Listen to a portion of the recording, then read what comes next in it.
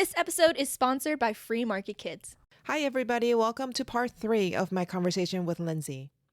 So, I'm not familiar with Airbnb experiences. Is that something that they post on their website, or is that just something you're calling Airbnb experience? No, that is a part of Airbnb. Most of the time, people use it for, there's you can take a cooking class, you can go on a kayaking trip, you can do painting or, food tours, stuff like that. It's actually a pretty big thing. I got introduced to it when I took a food tour in Thailand once. And I was like, this is a really excellent platform. And that's where all of my signups have come from. Almost no one has reached out to me through Meetup that way, which I was kind of surprised at. But Airbnb is, because I also have a rental Airbnb, like a residential place. And as a host, it's definitely a different a different experience running an Airbnb experience as opposed to the residential rental. And Airbnb is much, much more stringent about what they allow, and like the, picture quality and everything that you put on there there's a waiting period to get everything approved. And then to change it, you need to go through that same waiting period again. And yeah, they're not always flattering about the pictures that they select to post. And just I got a lot of rejections as far as, photos and, any kind of marketing thing that I wanted to put up there.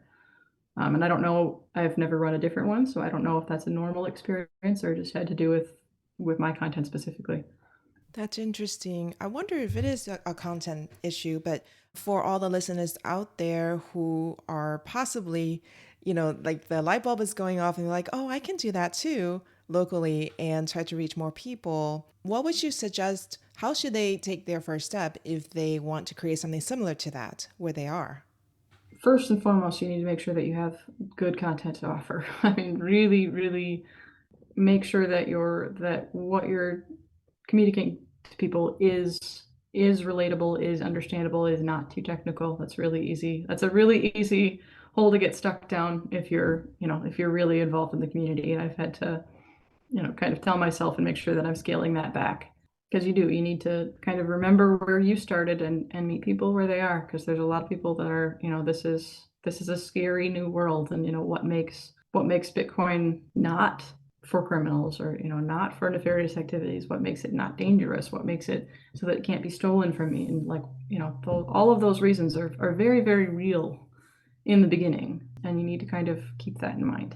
So yeah, first things most important is make sure that when you do have an audience, that it's going to hit home, that it's going to be relatable, approachable, non-offensive, and that you're not coming on too strong. As far as finding a platform, I think that podcasting seems to be the one that has really taken off. So if you have the technical capability to do that, that seems like a really good avenue. Airbnb experiences, it's working for me, and I don't have, like I said, I can't do this full time. So it only being, every couple months or so, like that works fine for me. If you're looking to do it more, more often than that, I'm not going to say that it's a bad venue. I'm not. Maybe it's me. Maybe I'm just interacting with it poorly, or there's something that they don't like about, my particular content. I don't know.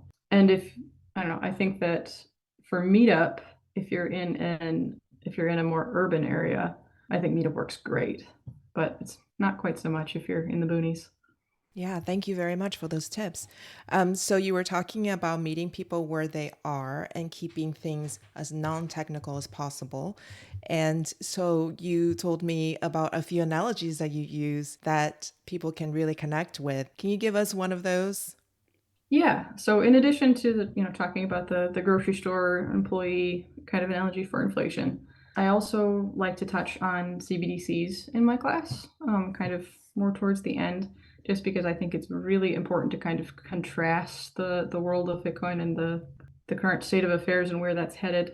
So CBDCs, they are central bank digital currencies. You're probably going to hear more about them if you haven't already on the news. There's the whole release of the Fed Now thing, which is, I believe, live, which is kind of the infrastructure for an eventual US CBDC.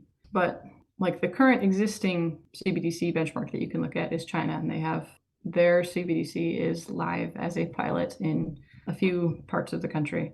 So I kind of Like imagine that you are, a middle-aged woman and you happen to be a diabetic and you have a regular job, not high income, and you have a bank account. Traditionally, if you put money in your bank account, you earn a little bit of interest on it. And right now it's almost nothing. I mean, it's, 0.02 or something, negligible. But with a CBDC, now it can be a negative interest rate. The bank is charging you to hold that money. But with the CBDC, you can't pull it out. You can't stuff cash under your mattress anymore. You have to have them hold it. So you have no way of escaping that negative interest rate if they decide to charge you that. And that negative interest rate, because you can't pull it out, you don't have a way to defend yourself from it, it can be increased. They could say that, we're going to send out stimulus checks to your bank account. But the catch is if you don't spend it within the next 3 months, 30% of it is going to be gone. It allows a lot of tools that have never existed before to be implemented. And now say that you are that middle-aged woman, you happen to be a diabetic. Your money, if it's fully electronic like that, can be tied to your medical record. So if you are a diabetic, they can have it set up so that your money is programmed so that it doesn't work. You cannot purchase a bar of candy that has more than 15 grams of sugar or so. Even if that bar of candy is for your granddaughter, they can make it so that money can be given new rules for everyone, or for individuals who meet specific criteria, or if you're, say, an activist that is protesting a cause that rubs the government or authorities the wrong way. I mean, they can turn off your ability to buy a tomato. Like, it's really difficult to keep protesting if you can't feed yourself, if your money doesn't work anywhere. Or another thing that they can do, that they could program into this, would be the ability to have your money only work within, say, a 2-mile radius of your home.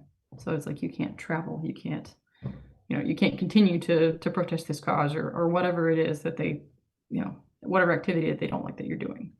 It strips all of the freedoms that you were used to with cash. Another thing about it is, let's leave the middle-aged woman analogy, and let's jump to, say, you're a college student or a high school student and you want to make some extra money because you want to go mow lawns in your neighborhood for the summer. You charge $20 a lawn or something like that. Now, every single one of those transactions, it's not cash anymore. It can't be. It has to be through this electronic CBDC. All of those transactions are tracked. All of them are taxable. And it's like it completely removes any sort of, any ability to be anonymous. And there's kind of an attack on privacy right now, as if privacy is something nefarious in and of itself. They say that if you don't have anything to hide, you're fine. Well, I bet that everyone listening to this has curtains on their windows, and it's not because they have something to hide. It's because they don't want to reveal themselves to the world all the time, and you shouldn't have to. There's nothing wrong with paying a high school kid $20 to mow their lawn and not sending the government their 12 cents or their $1 or whatever cut out of that. Like that's not a crime, and it shouldn't be. And CBDCs are a really insidious way to bring out a whole new world of control and surveillance that no one here has ever experienced. That's something that is a pilot program in China, and so far it's looking pretty dystopian. If George Orwell could see it, he would have written an even scarier book. I think when people talk about CBDC, the story that hits home the most for me is just the example that I've heard about our grandma. You know how grandmas just like to give $1 or $5 or something to their grandkids. Like when you go to the grocery store, get a pack of candy or something. They now, if in that new system, they can't even give their grandchild that pocket money anymore. It's the sign of affection becomes something official that is taxable, even in that casual interaction. Yeah, I think one of the arguments you would hear against that is, there would be a minimum, threshold or whatever, it's $600 or whatever. Anything under that is not going to be taxed. But I don't know. I hear that kind of argument, and I'm just like, I bet you they thought that way in China. I bet you they think that way, or they used to think that way in like North Korea and stuff. Like if there is a power able to be corrupted, it will be.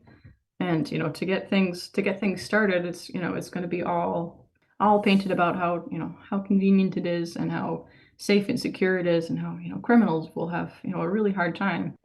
But that sounds really scary when they get to decide who criminals are. And, if a criminal is someone who mows 4 lawns and, they've broken the threshold of how much income they're allowed to have without having to pay taxes, like that starts to get into a really dystopian kind of a world. Thanks for joining us today and learning with us today. If the discussion with our guest resonated with you and you would like to dive deeper into the world of Bitcoin, don't miss out on joining the Orange Hatter Women's Reading Club. The meetup link is in the show notes. Also, if there are women in your life whom you think would both enjoy and benefit from learning more about Bitcoin, please share Orange Hatter with them. Until next time, bye!